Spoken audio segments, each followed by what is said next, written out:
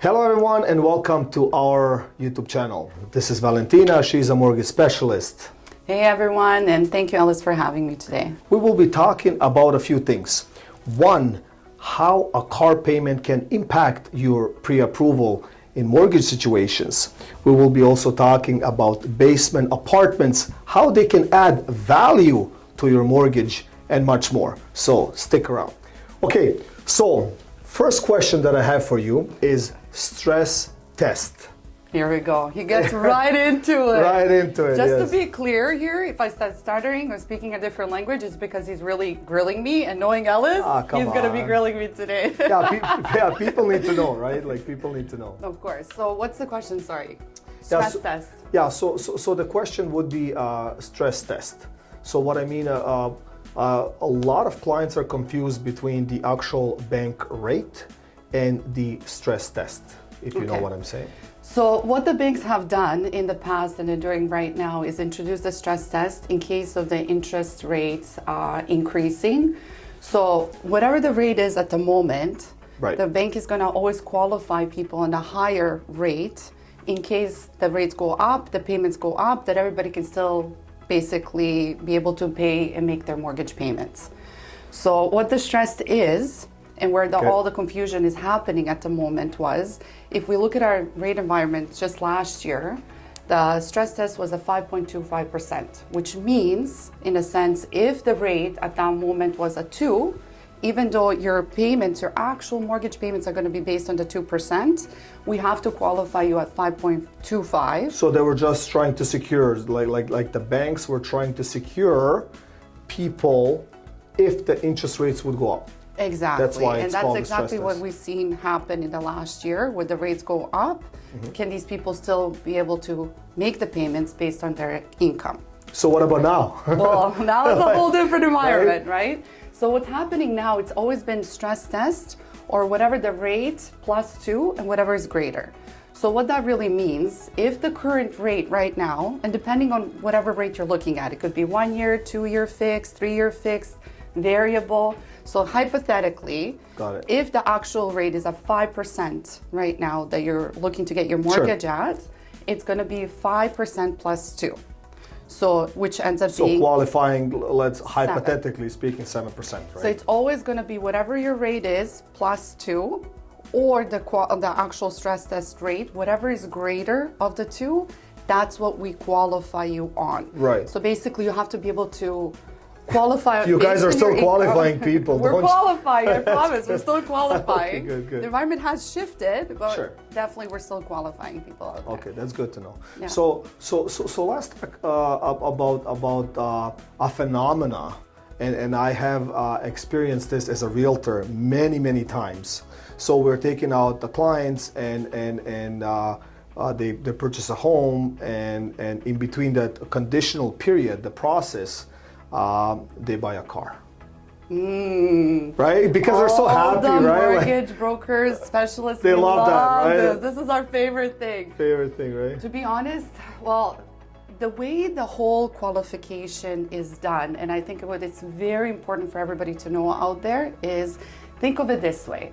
Whatever is going to show up on your credit bureau as a monthly payment is the payment we will use to do our numbers, right? Well, basically against you, right? Like at this point, if a car Yeah. payment is like, hypothetically speaking, at $500, that will go against you. Well, against you in a sense, it's going to qualify you less than if you didn't have Affect a car you, payment. right? It's going to affect you, Affect you, got it. absolutely. And to be honest, the truth is, car payments nowadays, they vary from minimum at 500 and then 1,000 or over, which is a good chunk of money Tell me about it. at the end of the day. So if we're qualifying you, and like I say, whatever is going to show up on your credit bureau, so that could be a car payment, a line of credit that's used up, a loan, a lease, right? A mortgage that you currently have. How about a golf membership? You're safe with that. You can keep your one that you Okay, can keep. okay. But anything that's actually on the credit bureau itself, we're going to use it as a monthly payment.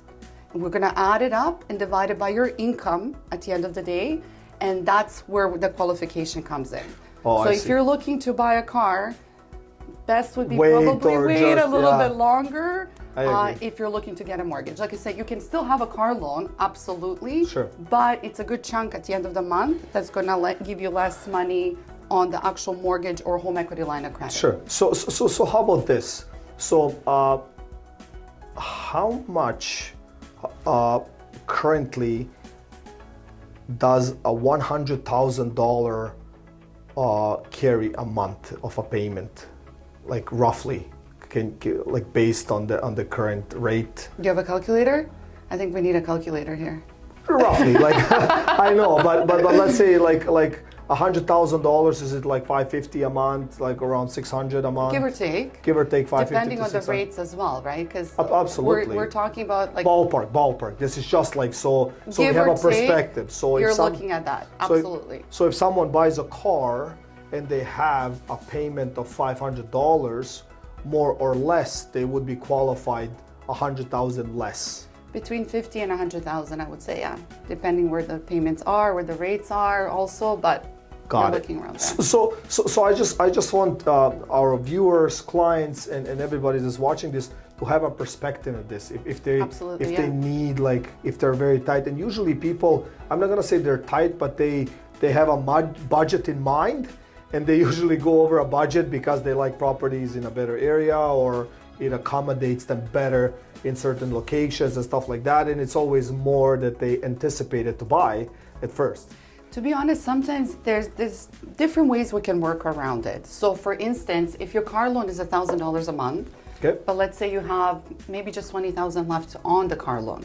Sometimes it's more worth your while, whatever you're looking to put towards your down payment, to take that 20,000, pay off that car loan, and be able to qualify yourself a little bit more and get the home that you Wow, actually that's want. interesting. So you have to look at the whole scenario and go So around it's a it. good thing to have like a mortgage specialist like yourself. Absolutely. Yeah, to kind of combine all these numbers, because like us, like people, like just regular buyers, like don't know these little tricks and tips and all of that stuff, how you can get What I ahead. always honestly recommend that to everybody out there, before you even start looking or shopping around, have a conversation with someone Absolutely. that does mortgages day in, day out. Because there's always little things that we can guide you through or help you or try to be creative around it to be able to get you more.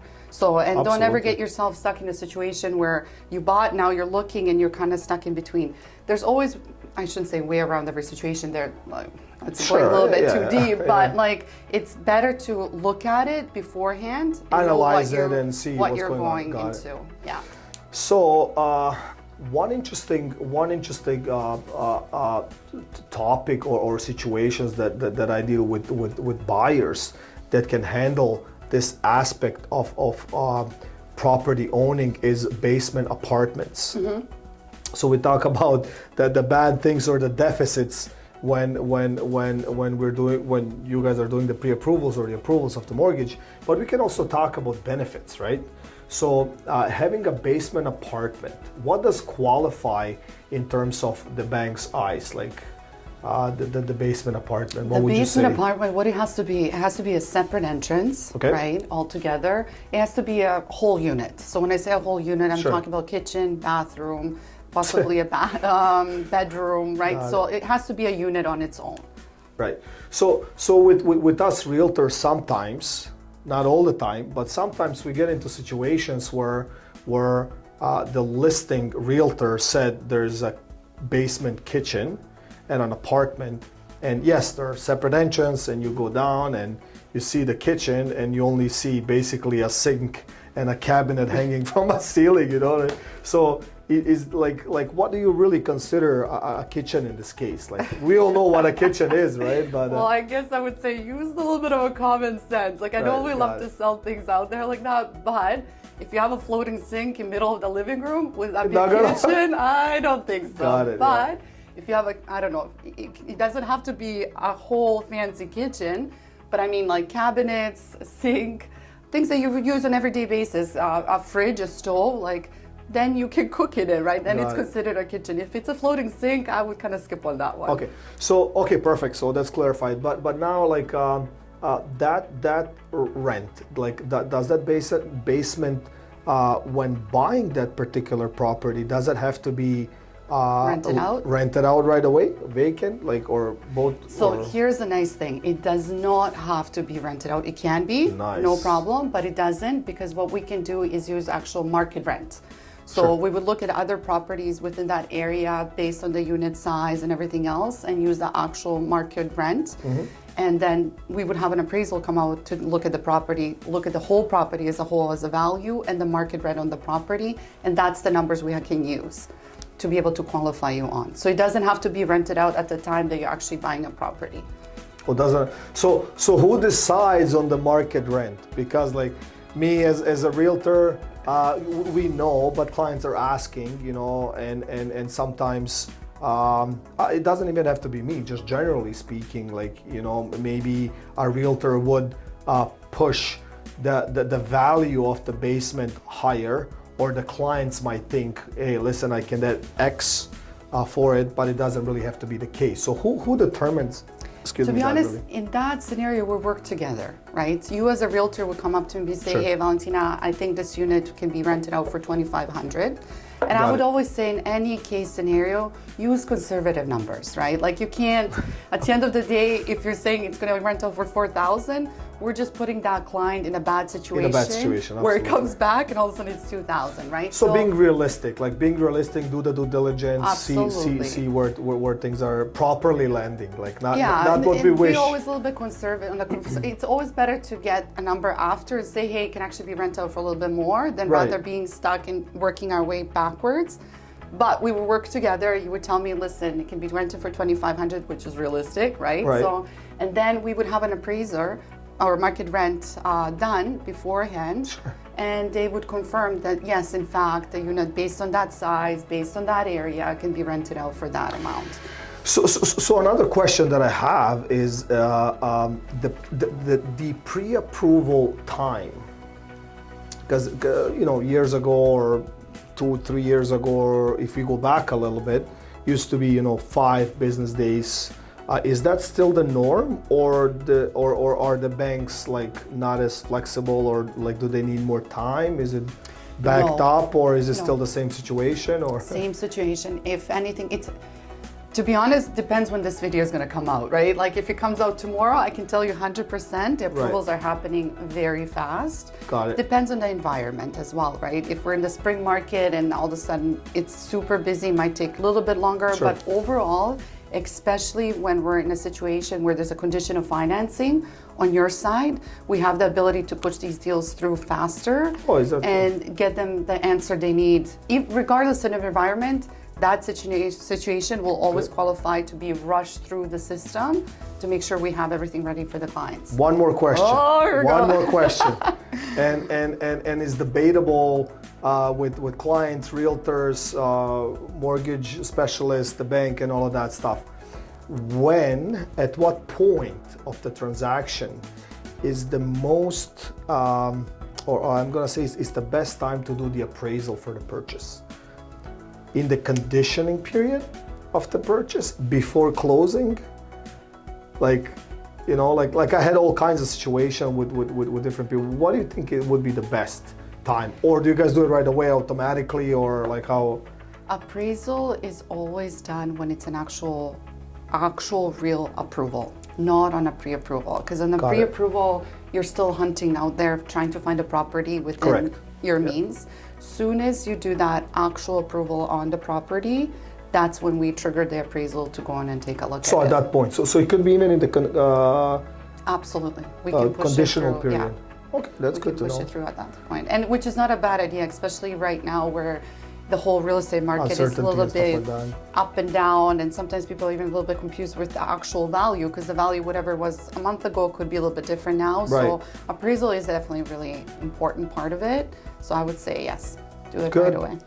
Well, thank you so much for coming. Thank It was great. We Hope always you guys learn. enjoyed this. I hope that was Yeah. really like educational and we can all learn something from it. Yeah, I right? think our viewers and people in our influence circles and stuff like that will appreciate this, because this is first-hand information, accurate information, and the best information out there. So thanks for watching, Valentina. Thank you so much for Thank you. coming, and see you soon. Thank you.